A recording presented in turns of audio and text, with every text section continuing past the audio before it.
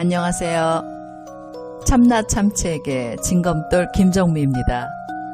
오늘은 지난 시간에 이어서 바이런 케이티의 나는 지금 누구를 사랑하는가 세 번째 시간입니다. 책을 다 읽을 수 없어서 중요한 부분만을 골라 4번으로 정리해 볼까 합니다. 이번에는 그동안 우리가 몸에 대해 지어낸 이야기를 깨볼 차례입니다. 있는 그대로의 나를 받아들이면 우리는 어떤 존재가 될까요? 자, 시작해보죠.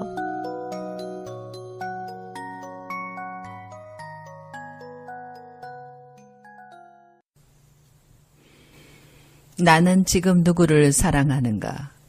바이런 케이티 파트 2. 몸은 나무와 꽃, 호흡처럼 순수하다. 삶과 죽음으로부터 자유로워지기. 나에게 나는 정상이다. 몸은 생각하지 않습니다.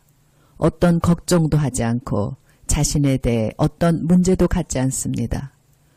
몸은 자신을 학대하지도 않고 스스로를 부끄러워하지도 않습니다. 몸은 단순합니다. 스스로 균형을 잡고 건강을 유지하려 애쓸 뿐입니다. 우리의 몸은 철저하게 효율적이고 지적이며 친절하고 영리합니다. 당신이 끊임없이 일으키는 생각만 아니라면 당신 몸에는 아무 문제가 없습니다. 당신은 당신의 몸에 대해 이야기를 지어냅니다. 그리고 그 이야기를 의심해보지도 않고 당신 몸에 문제가 있다고 생각합니다. 이것만 바뀌면 저것만 바뀌면 행복해질 거라고 믿나요? 하지만 당신이 고통스러운 까닭은 당신 몸의 결함 때문이 아닙니다. 당신의 믿음 때문입니다. 고통에 지쳤나요? 당신의 힘으로 어떻게 할 수 없는 일을 어떻게든 해보려고 아등바등하나요? 그것만큼 끔찍하게 힘든 일도 없습니다. 정말로 어떻게 해볼 다짐을 했다면 환상을 버리고 삶에 당신 자신을 맡기십시오. 삶의 자신을 맡기고 살다 보면 어떻게든 됩니다. 우리는 날씨를 어찌할 수 없습니다. 태양과 달도 우리 힘으로 어떻게 할 수 없습니다. 폐나 심장도 보고 걸을 수 있는 능력도 우리는 어쩌지 못합니다. 기분이 날아갈 듯 상쾌하다가도 어느 순간 모든 에너지가 사라지기도 합니다. 무슨 일을 당할까봐 조심조심하며 사는 것은 사는 것이 아닙니다. 조바심 치면서 살지 마십시오. 당신의 그 조바심이 당신의 몸을 해칩니다. 우리는 생존에 가장 집착하고 그 다음으로 건강, 풍요, 쾌락에 집착합니다. 하지만 그 모든 생각은 처음부터 끝까지 나에 관한 것으로 집중되어 있습니다. 어떻게 살아남을 것인지에 모든 생각이 집중됩니다. 자그마한 집이 하나 생기고 작은 차가 생기고 좁다란 마당이 생기면 다음에는 더 건강하고 더 편안해질 수 있는 이야기들을 만들어냅니다. 쇼핑카트를 가득가득 채우고 이것저것 집안을 채워넣기 바쁩니다. 몸이 편해지면 생각은 쾌락을 향해 달려갑니다. 몸이 곧 자신이라고 생각하는 많은 사람들이 이렇게 삶을 꾸려갑니다. 하지만 모든 쾌락은 사실 고통입니다. 잃을까 염려하고 지속시키려 애를 쓰고 더욱 많이 얻으려 기를 쓰게 되기 때문입니다. 쾌락을 쫓아다니게 되면 진정한 즐거움은 전혀 경험할 수 없게 됩니다. 쾌락을 쫓다 보면 늘 과거나 미래 속에 살지 현재를 살 수 없기 때문입니다. 한 번은 자신의 손가락을 몹시 부끄러워하는 여성과 작업을 한 적이 있습니다. 그녀는 17살에 류머티즘에 걸렸고 그래서 손가락이 다른 사람들과 다른 모양이 되었습니다. 그녀는 자신의 손가락이 정상이 아니라고 생각했고 그 생각 때문에 괴로워했습니다. 사람들이 자신의 손가락을 보기만 해도 당황했습니다. 하지만 그녀에게는 그 손가락이 정상이었습니다. 그 손가락은 17살 이후로 매일 아침 눈을 뜨면 볼 수 있는 그녀의 손가락이었습니다. 27년 동안 그 손가락은 그녀의 정상적인 손가락이었습니다. 그녀는 그걸 몰랐습니다. 지금 있는 그대로가 우리에게 정상이 아니라고 믿는다면 우리는 어떻게 반응할까요? 수치심, 슬픔, 절망에 빠질 겁니다. 하지만 그런 생각을 하지 않는다면 우리는 어떤 존재가 될까요? 몸이 하는 말에 귀를 기울여 보십시오. 우리가 당신을 통해 결함을 가질 수 있도록 허락해 주세요.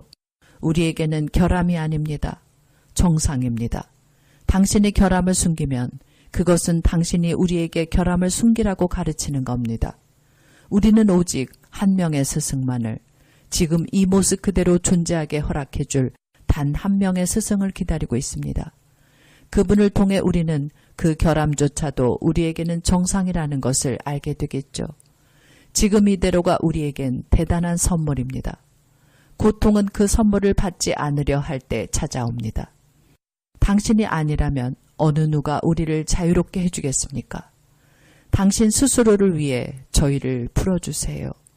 그러면 우리가 당신을 따를 겁니다. 우리는 당신의 생각의 반영이고 당신이 자신을 풀어주면 우리도 자유로워질 겁니다. 내 몸을 능욕하지 말라. 더 아름다워져야 한다. 더 건강해져야 한다. 키가 더 커야 한다. 좀 더 날씬해져야 한다. 젊어 보여야 한다. 힘이 더 있어야 한다. 이런 생각에 사로잡혀 있다면 당신은 지금 자신의 몸을 능욕하고 있는 겁니다. 당신은 완벽한 몸을 가지고 있으면서도 당신의 몸을 무시하고 업신 여기는 겁니다. 몸에 대해 지어낸 이야기를 멈추지 않는다면 건강한 몸, 아름다운 몸은 평생 가질 수 없습니다. 당신의 마음에 들든 들지 않든 당신의 건강 상태는 완벽합니다. 더 아름다워져야 한다. 더 건강해져야 한다는 이야기를 지어내지 마십시오. 그런 이야기는 당신의 현재 조건이 완벽하다는 사실을 볼 수 없게 만듭니다. 당신의 현재 상태는 지금 당신이 해야 할 일을 해낼 수 있을 만큼, 지금 있어야 할 곳에 있을 수 있을 만큼 완벽합니다. 몸은 결코 우리의 문제가 아닙니다. 우리의 문제는 항상 우리가 순진하게 믿는 생각에 있습니다. 작업은 우리의 생각을 다룹니다. 우리가 중독되어 있다 생각하는 대상을 다루는 것이 아닙니다. 중독 같은 것은 없습니다. 그 순간에 일어나고 있는 검증되지 않는 생각에 대한 집착이 있을 따름입니다. 몸이 아프면 우리는 주변 사람들이 친절하게 대해주기를 기대합니다. 그러면서도 정작 자기 자신에게는 친절하지 않습니다. 병을 적으로 여기며 밀쳐내려 애씁니다. 하지만 병은 우리의 적이 아닙니다. 병은 우리와 한 침대를 쓰고 누워있는 친구입니다. 최악의 적은 병이 아니라 우리의 생각입니다. 우리의 적인 생각과 평화를 이루기 전에는 사랑하는 남편이나 소중한 자녀까지도 제대로 사랑할 수가 없습니다. 길을 잃고 헤매거나 무언가를 잃게 될지 모른다 생각하다 보면 우리는 병에게 가졌던 증오심과 미움을 가족에게 쏟아부을 수도 있습니다. 병에 저항할 필요가 없습니다. 저항해야 하는 것은 우리의 생각입니다. 이야기를 스스로 지어내지만 않는다면 문제는 존재하지 않습니다.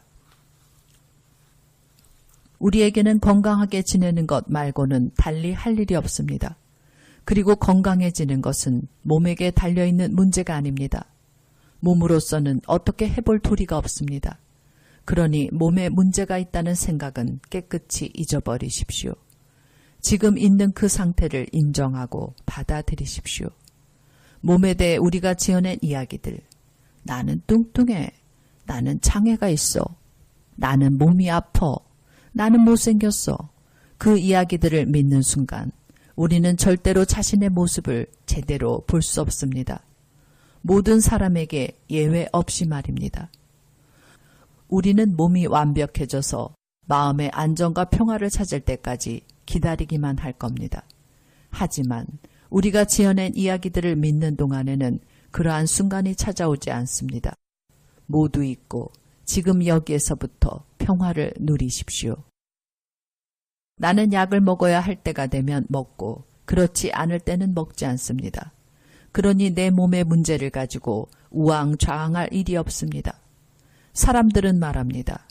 저런 안 됐군. 저 사람은 이런저런 치료를 받지 못해서 이런저런 약을 먹지 않아서 죽은 거야. 사람들은 자신들이 지어낸 이야기에 묶여 있지만 나는 자유롭습니다. 생각에 물음표를 붙이고 검토하게 되면 당신도 자유로워질 수 있습니다. 생각은 늘 이야기를 지어냅니다. 하지만 이야기만 지어내지 않는다면 병들고 늙는 것도 멋진 일이 됩니다. 팔이나 다리나 눈이나 사랑하는 사람을 잃는 것도 멋진 일이 됩니다. 스트레스가 많은 당신이라면 당신이 가진 조건과 환경에 대해 당신이 품은 생각들에 물음표를 붙이십시오. 그러면 지금 바로 이 순간이 당신에게 주어진 가장 완벽한 상태라는 것을 깨달을 수 있습니다. 생각을 바꾸면 고통도 멈춘다. 몸이 아파서 제대로 잠을 이룰 수가 없나요? 하지만 당신에게는 무척이나 기다리던 전화가 있고 당신이 아플 때 그 전화벨이 울렸다면 당신은 어떻게 될까요? 당신은 순간적으로 몸의 고통 따위는 잊어버립니다. 생각을 바꾸면 고통도 멈출 수 있습니다. 깨어있는 의식은 몸보다 훨씬 더 활기찬 것입니다. 내 심장은 언제나 건강합니다. 심장마비를 일으킨다 할지라도 그 자체로 건강한 것입니다. 그 순간에는 완벽한 것입니다. 힘차게 박동하든 마비가 되어 움직이지 않든 심장은 자기가 해야 할 일을 하고 있는 겁니다. 지금 벌어지는 일과 힘겨루기를 하면 두려움 때문에 오히려 심장마비를 일으킬 겁니다. 하지만 이야기를 지어내지 않는다면, 그래서 현실과 다투지 않는다면 당신은 심장마비를 일으켜도 평화로울 겁니다. 아, 이렇게 내가 가는구나. 이렇게 내 한 생의 이야기도 끝이 나는구나. 심장마비는 아주 흥미로운 일이 될 수 있습니다. 이것은 단지 의식의 문제입니다. 있는 그대로를 알아차리는 것, 당신은 바로 그런 마음의 움직임 자체입니다. 몸은 당신에게 평화를 빼앗을 능력이 없습니다. 몸이 하고 싶은 대로 내버려 두십시오. 몸이 어떻든 당신은 행복을 누릴 자격이 언제나 충분합니다. 당신의 몸을 당신이라고 믿고 동일시하는 순간 당신은 작고 비좁은 한계에 갇힌 채 살아갈 겁니다. 그래서 어떻게 해야 살아남을 수 있을지, 어떻게 해야 더 편안해질지, 어떻게 해야 더 즐거울지에 대해서만 모든 생각을 집중하게 됩니다. 한순간이라도 방심하면 몸의 안전을 보장할 수 없을 거라 생각합니다. 꿈을 꿀 때 당신은 완전히 그 꿈 자체입니다. 그 안에 있는 모든 것입니다. 그것이 당연한 겁니다. 당신은 꿈꾸는 사람이니까 당신에게는 몸이 없습니다. 당신은 자유롭습니다. 당신은 남자이고 여자입니다. 강아지이고 나무입니다. 동시에 그 모든 것입니다. 어느 순간에는 부엌에 있다가 다음 순간에는 산꼭대기에 있습니다. 뉴욕에 있다가 갑자기 하와이에 있습니다. 고정된 건 아무것도 없습니다. 당신은 당신의 몸 그 자체가 아니기 때문입니다. 그러니 어디에도 집착할 대상이 없습니다. 우리 자신을 몸과 동일시하지 않을 때 우리의 마음은 한계를 벗어나 마음껏 자유를 누릴 수 있습니다. 누군가 아침에 살이 좀 빠진 것 같은데 라고 말을 건네면 기분이 좋습니다. 살이 좀 붙은 것 같은데 그래도 역시 기분이 좋습니다. 왜 그렇게 나이 들어 보여? 그래도 좋습니다. 젊어 보인다 얘. 그래도 좋습니다. 몸은 내가 신경 쓸 일이 아닙니다. 내가 신경 써야 할 일은 내 생각입니다. 그러니 몸을 자기 자신이라 여기면서 자신을 학대하지 마십시오. 당신은 훨씬 더 크고 밝은 존재입니다. 마음껏 자유를 즐기십시오. 마음이 평화로우면 몸 걱정 따위는 하지 않게 됩니다.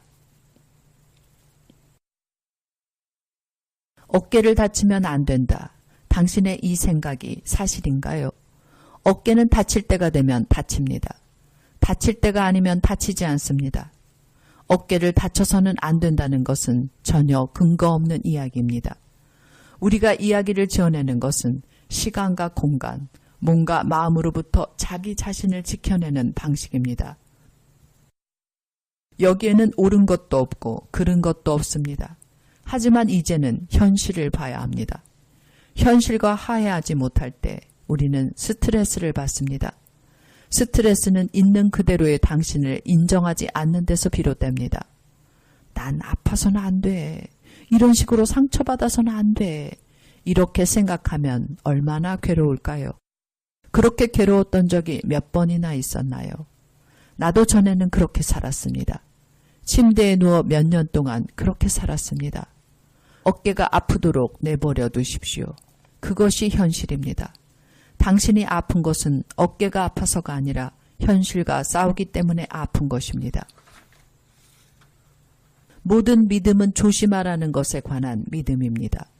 이것도 조심해라. 저것도 조심해라. 안전을 위해 조심조심 살라는 것은 몸의 생존을 위한 하나의 방식입니다. 하지만 나는 그런 방식으로 살지 않습니다. 무슨 일이 닥쳐오든 기꺼이 환영하고 싶습니다. 세상에 괴로움이란 존재하지 않습니다. 괴로움이 존재한다는 것을 믿게 만드는 이야기가 있을 뿐입니다. 고통이 존재한다는 것은 거짓말입니다. 놀랍지 않나요? 직접 검토해 본다면 당신 스스로도 깨닫게 될 겁니다. 우리는 몸을 통해서 고통받는 걸 두려워합니다. 건강식품이나 영양제를 먹지 않으면 몸이 나빠질 거란 생각에 사로잡혀 살아갑니다. 그리고 운동을 통해 고통을 피해보려 합니다. 진정한 운동은 하나뿐입니다. 그것은 정신의 운동이고 자유로운 흐름에 따라 사는 운동입니다. 있는 그대로를 사랑하는 운동입니다. 나도 안 해본 것 없이 다 해보았습니다. 마사지, 요가, 당근 주스, 비타민. 아무리 효과가 좋은 것이라 해도 나는 결국 그것들이 노화를 막을 수 없다는 걸 알았습니다. 나는 차라리 우아하게 늙어가는 것을 택할 것입니다. 사실 병도 억지로 막으려 애쓸 이유가 없습니다. 병에 걸림으로써 자신의 생각을 반추해보고 어떤 생각이 나에게 스트레스를 주는지 가려낼 수 있기 때문입니다. 그렇게 된다면 병은 차라리 은총입니다. 매혹적이지 않나요? 삶 전체를 통째로 받지 않으시렵니까? 삶을 통째로 선물로 받으면 당신은 몸으로부터 자유롭게 됩니다. 몸이 곧 당신 자신이라는 생각에서 자유로워집니다. 어딘가는 늘 아프기 마련입니다. 그때마다 우리는 몸에 관한 생각을 하게 되고 그것이 바로 우리가 작업을 해야 할 부분입니다. 당신의 몸을 치유할 목적으로 작업을 하지 마십시오. 진실을 사랑하는 데만 전념하십시오. 마음을 치유하는 일에 집중하십시오. 이해심을 가지고 당신의 생각을 만나십시오. 완벽하게 건강한 몸을 만들어 놓았는데 그만 한순간의 방심으로 트럭에 치일 수도 있습니다. 바로 지금 이 자리에서 행복할 수 있나요? 내일이 아닌 10분 후가 아닌 바로 지금 행복할 수 있나요? 내가 말하는 행복이란 자연스러운 평화와 명료함을 의미합니다. 그리고 그것이야말로 작업이 당신에게 안겨줄 선물입니다. 죽음과 삶은 대등하다. 죽음에 대해 생각만 하면 삶의 본질을 제대로 볼 수 없습니다. 삶도 죽음도 그것이 실제로 무엇인지 체험할 수가 없습니다. 죽음 뒤에도 당신이라는 존재는 계속될까요? 생각의 의문을 갖고 믿음의 질문을 던지면 당신의 진정한 본질은 삶과 죽음을 초월하여 존재한다는 사실을 깨닫게 될 겁니다. 죽음에 대한 두려움은 사랑에 대한 두려움을 가리는 마지막 연막입니다. 우리는 우리가 육체적 죽음을 두려워한다고 생각합니다. 하지만 우리가 진정으로 두려워하는 것은 우리 자신에 대한 정체성의 죽음입니다. 그러나 우리의 믿음에 의문을 품어보면 죽음이란 하나의 개념일 뿐이고 우리의 정체성 역시 하나의 개념임을 알게 됩니다. 그리하여 진정 우리가 누구인지를 깨닫게 될 때 우리가 품은 죽음에 대한 모든 두려움도 끝이 나게 됩니다. 죽음을 결정할 권한은 우리에게 없습니다. 희망이 없다는 것을 알게 된 사람은 자유로워집니다. 결정권은 우리의 손에 쥐어져 있지 않습니다. 죽음은 항상 그런 식이었지만 어떤 사람들은 신체의 죽음이 임박해서야 그 사실을 깨닫습니다. 임종의 자리에서 미소 지을 수 있는 사람은 죽음의 결정권이 자신에게 없다는 걸 알아차린 사람입니다. 자신이 책임져야 한다는 기만은 이제 끝내십시오. 선택의 여지가 없으면 두려움도 사라집니다. 그리고 그곳에는 평화가 자리합니다. 우리는 이제야 집에 돌아왔다는 사실을, 하지만 한 번도 집을 떠난 적이 없다는 사실을 깨닫게 됩니다.